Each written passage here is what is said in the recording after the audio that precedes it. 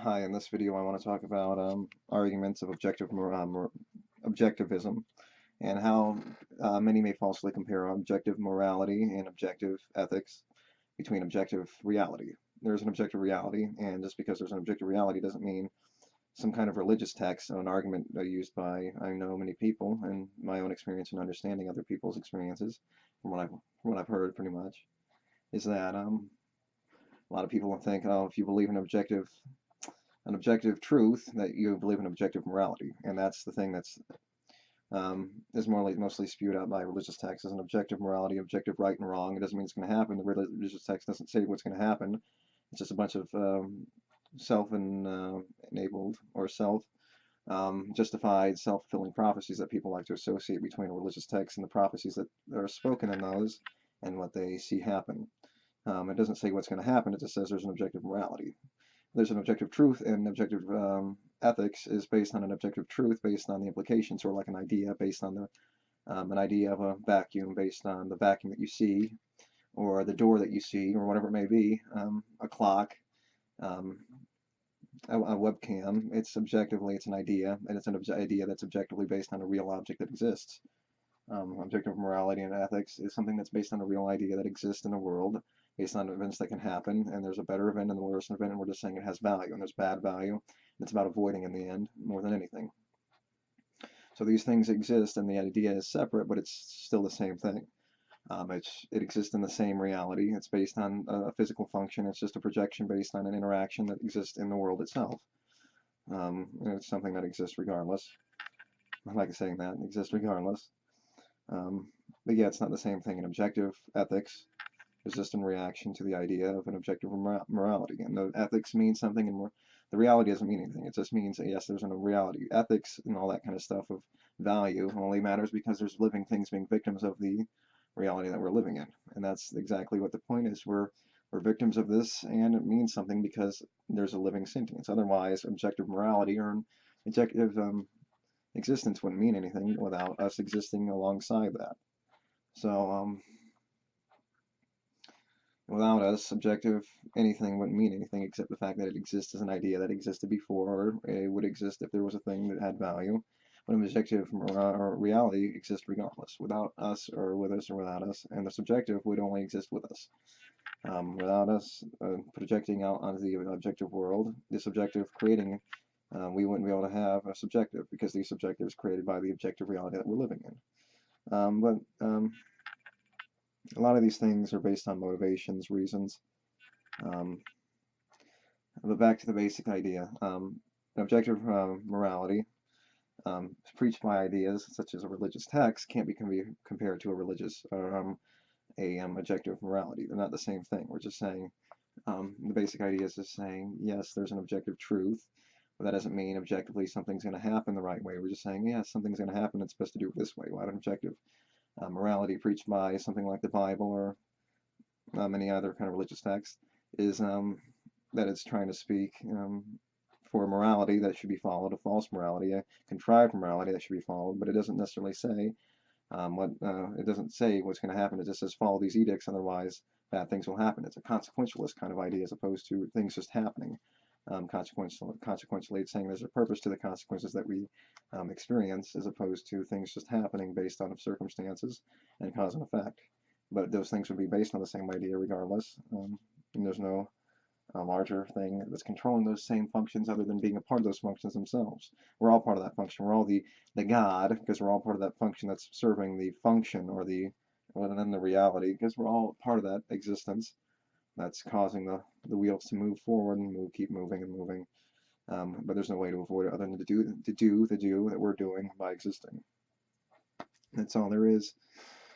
To the function is just doing the do. It's due. It's overdue. The so yes, it's not the same way. Those things can't be compared reasonably without trying to having a non-starter as a foundation of a conversation going completely in two different directions. It can be completely understood that that's not the case. It can be completely refuted at the beginning that that's not something you can create a foundation off of. It's something that you have to understand and get out of the way to begin with, because it's not the same thing.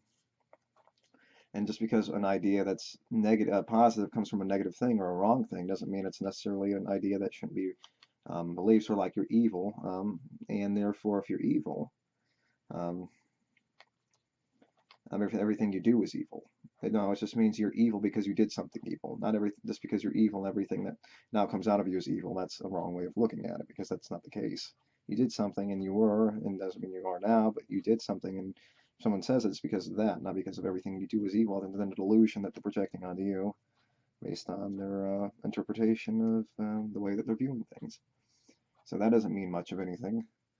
Um, so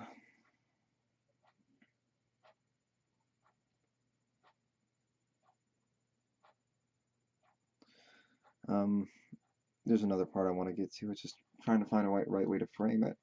Motivations, reasons, arguments like if you believe in objective ethics, facts, you're religious, not in the same way, just the objective parts, i.e., motivation, reasons. So yeah, they're not the same thing. They can be easily separated, and the distinctions are obvious. It's an edict as opposed to saying that the world is based on the consequences, as opposed to controlling those consequences. It says whatever it is, just control what you can control based on your whatever control you have, free will that you have, and using that to form the and follow those rules that are based on a thing as best you can. But that doesn't mean they're going to happen. It just means they're there as rules, commandments, relying on you to follow them. Doesn't mean you are going to follow them. What happens based on what all these things that do, based on following or not following, is the objective truth. Not saying what you should objectively do. We can say that, and that's part of the existence, but that doesn't mean it's going to happen. It just means what happens exists. What's existing is part of the foundation of objective existence, and things exist objectively. That's just the way it is, right? So anyway, just trying to figure out what I was going to say about motivation and reason when it comes to these. Just give me a second.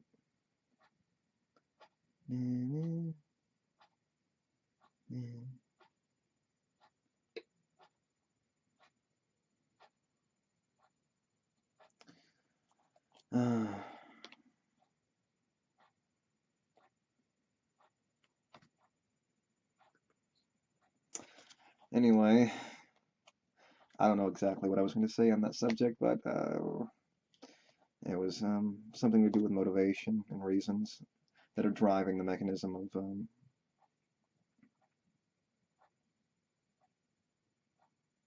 the objective parts being motivation and reasons that are affecting the objective parts of reality.